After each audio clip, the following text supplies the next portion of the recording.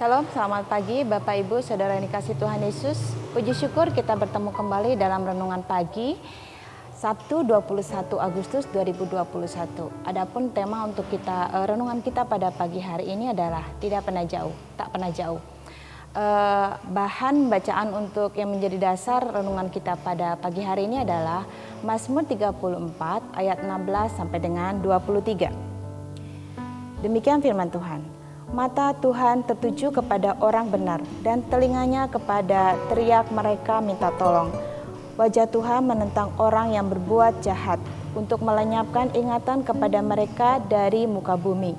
Apabila orang-orang benar itu berseru-seru, maka Tuhan mendengar dan melepaskan mereka dari segala kesesakan. Tuhan itu dekat kepada orang-orang yang patah hati dan Ia menyelamatkan orang-orang yang remuk jiwanya. Kemalangan orang benar banyak, tetapi Tuhan melepaskan dia dari semuanya itu.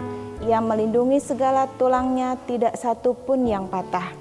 Kemalangan akan mematikan orang fasik, dan siapa yang membenci orang benar akan menanggung hukuman. Tuhan membebaskan jiwa hamba-hambanya, dan semua orang yang berlindung padanya tidak akan menanggung hukuman. Bapak Ibu sudah dikasih Tuhan Yesus. Bagi kita yang lahir sekitar tahun 1970-an, mungkin tidak akan asing dengan sebuah lagu yang dinyanyikan oleh Rahmat Katolo. Syairnya kurang lebih demikian. Patah hatiku jadinya merana putus asa. Nah, siapakah di antara kita yang belum pernah merasakan patah hati? Ya, saya percaya kita masing-masing mungkin pernah merasakan patah hati ya. Apalagi kita dalam keadaan sedang sangat mencintai pasangan kita, tapi tiba-tiba hubungan tersebut tidak berjalan dengan baik. Nah, Bapak Ibu Saudara dikasih Tuhan Yesus, di dalam Mazmur 34 ini adalah menceritakan tentang bagaimana Daud berusaha untuk bersembunyi dari kejaran Saul. Saul berusaha keras untuk membunuhnya, untuk melenyapkannya. Dan yang dia lakukan adalah dia melarikan diri dari Saul. Dia sendiri pun bukan tidak memiliki keberanian untuk membunuh Saul. Tapi Daud ini adalah seorang yang sangat menghormati Saul. Meskipun Saul sudah berusaha beberapa kali untuk membunuhnya, tapi dia tetap menghormati Raja Saul yang juga adalah ayah mertuanya. Nah, di dalam perjalanan pelariannya, dia mengalami tekanan yang sangat berat. Dia mengalami patah hati yang sangat dalam.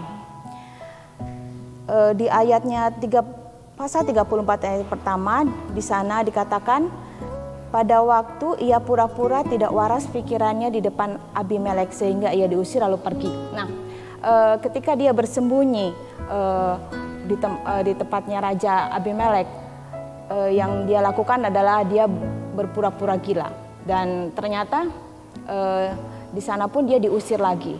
Nah, jika kita membaca kitab Mazmur secara keseluruhan, di sana sangat dalam sekali Daud menceritakan pengalaman hidupnya bersama Tuhan.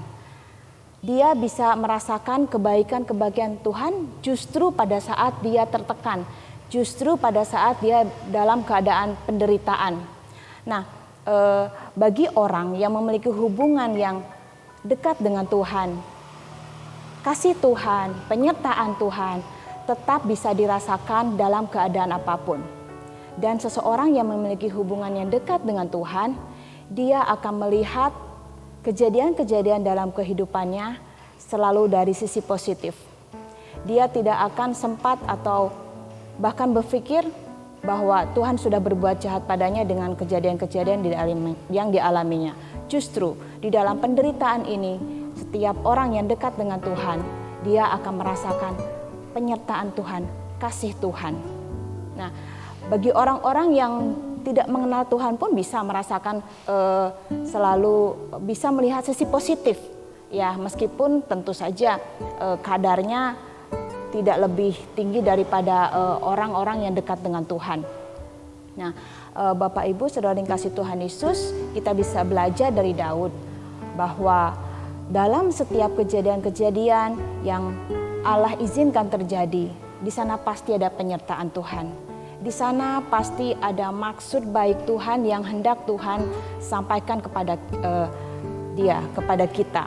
Nah, baiklah juga melalui pembacaan kita pada pagi hari ini, kita pun belajar bagaimana kita membangun hubungan yang baik dengan Tuhan, sehingga kita bisa merasakan kebaikan Tuhan di dalam setiap langkah kehidupan kita, baik atau buruk.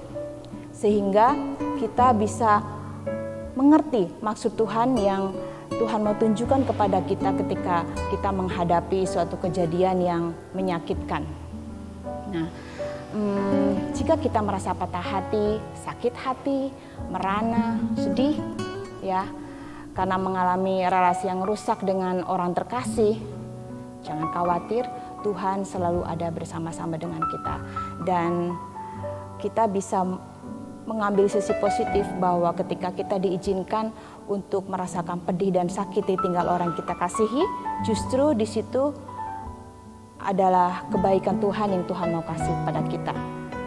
Hanya kita memerlukan cara bagaimana kita memiliki hubungan yang baik dengan Tuhan, sehingga kita bisa melihat kebaikan-kebaikan Tuhan di dalam sepanjang kehidupan kita. Baik Bapak Ibu, saudara yang kasih Tuhan Yesus, demikian untuk renungan kita pada pagi hari ini. Kiranya kita semua boleh mendapatkan berkat apa yang sudah kita terima pada pagi hari ini. Mari kita akhiri renungan kita dengan doa. Tuhan Yesus yang baik, kami bersyukur dan berterima kasih untuk setiap kejadian yang boleh kami alami di dalam kehidupan kami. Segala kepahitan, segala rasa sakit, segala penderitaan yang kami alami, Tuhan Yesus tolonglah setiap kami agar kami boleh melihat kebaikan-Mu di sana, sehingga kami boleh maju melangkah seperti yang Engkau tuntunkan di dalam kehidupan kami. Tolong setiap kami untuk memiliki kepekaan kami akan kehadiran-Mu di dalam setiap perjalanan kehidupan kami. Kami percaya Tuhan, Engkau selalu bersama-sama dengan kami, tidak akan pernah meninggalkan kami. Kami juga mau serahkan hari ini ke dalam tangan-Mu, biarlah kami boleh hidup di dalam tuntunan-Mu. Tolong setiap kami Tuhan Yesus, di dalam nama-Mu kami berdoa dan mengucap syukur. Amin.